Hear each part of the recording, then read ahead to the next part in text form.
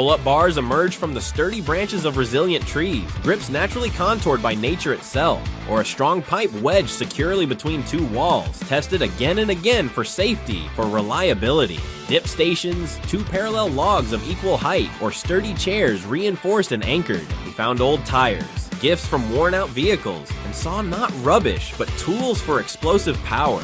Tire flips, farmers' walks carrying heavy, awkward objects like loaded buckets or stone blocks.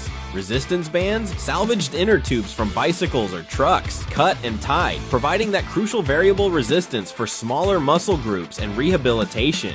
And then the training began. Oh, the training! This wasn't about pristine environments or curated playlists. This was raw, primal, under the blazing sun, sometimes in the cooling rain, dust swirling with effort, sweat stinging his eyes, mixing with the earth beneath his feet. Just imagine Kabila doing his thing in his DIY gym, muscles straining, veins mapping pathways of effort across his skin, hoisting a concrete-filled can, the rough handle testing his grip strength in ways no knurled bar ever could.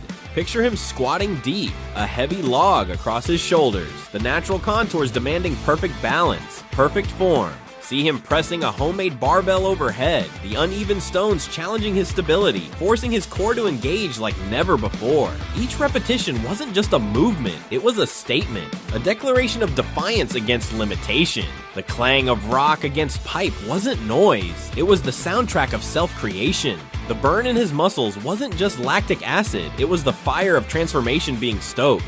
There were days of doubt, of course. Days when the weights felt impossibly heavy, when the progress seemed agonizingly slow. Days when maybe a homemade handle snapped or a concrete weight chipped, forcing him back to the drawing board, refining his creations, reinforcing his resolve. Days when onlookers might have scoffed, unable to comprehend the vision driving this relentless effort.